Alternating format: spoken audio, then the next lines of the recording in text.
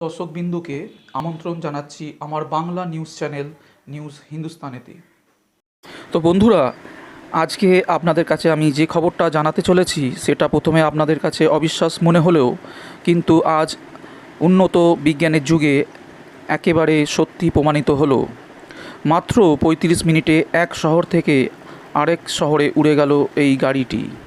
প্রায় ২ দশক আগে কল্পনা বিজ্ঞান ভিত্তিক একটি সিনেমায় দেখা গিয়েছিল মাটি থেকে কয়েকশো ফুট উঁচুতে অবলীলায় উড়ে চলেছে এই অসংখ্য গাড়ি। এবার খুব শীঘ্রই সেটা বাস্তবে পরিণত হতে চলেছে, কারণ সত্যিটা এবার মাটি ছেড়ে আকাশে উড়ল গাড়ি। সম্প্রতি পরীক্ষামূলকভাবে স্লোভাকিয়া এক শহর থেকে আরেক শহরে উড়ল এয়ারক্রাফট নামে গাড়িটি।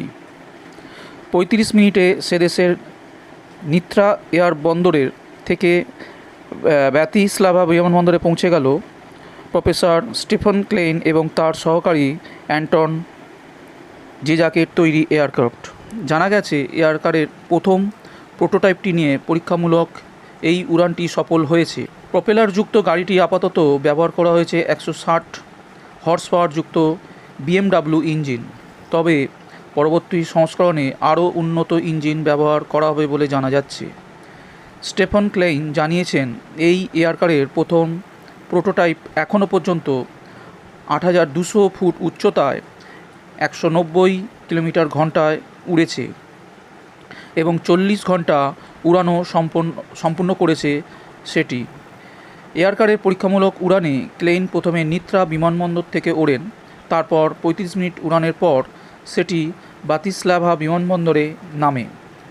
এরপর মাত্র ২ মিনিট ৩৫ সেকেন্ডে প্লেন পুনরায় সেটি স্পোর্টস কারের রূপ নেয়। এরপর শহরের মধ্য দিয়ে সেই গাড়িটি চালান ক্লেইন। কিভাবে সামান্য একটি স্পোর্টস কার থেকে একেবারে উড়ন্ত যানে পরিণত হয় গাড়িটি? প্রথমে রাস্তায় চললেও নির্ধারিত বোতাম টিপলে সেটি থেকে আস্তে আস্তে প্রপেলার বেরিয়ে আসতে থাকে। এরপর সেটি আকাশে উঠতে সক্ষম হয়। পরবর্তীতে গন্তব্যে পৌঁছানোর পর পুনরায় প্রপেলারটি ভেতরে প্রবেশ করে। জানা গেছে, উড়ানের ক্ষেত্রে গাড়িটি ২ জন যাত্রী সওয়ার হতে পারবেন, সঙ্গে ২০০ কেজি মালও বহন করতে পারবে ওই কার। ক্লেইন জানিয়েছেন, এরপর তারা ওই গাড়িটির প্রোটোটাইপের দ্বিতীয় সংস্করণ তৈরি করবেন। তাতে যুক্ত করা হবে ৩০০ হর্স পাওয়ারের একটি ইঞ্জিন। সেটির গতিবেগ হতে চলেছে ৩০০ কিলোমিটার ঘন্টায় এবং একেবারে সেটি ১,০০০ কিলোমিটার উড়তে পারবে। প্রিয় দর্শক বন্ধুরা, ভিডিওটা যদি আপনাদের ভালো লেগে থাকে তাহলে অবশ্যই like, share, comment and subscribe করতে ভুলবেন না। আমি ফিরে আসবো আবার নতুন কোনো আপডেট খবরের সঙ্গে। ততক্ষণের জন্য অনেক অনেক ধন্যবাদ।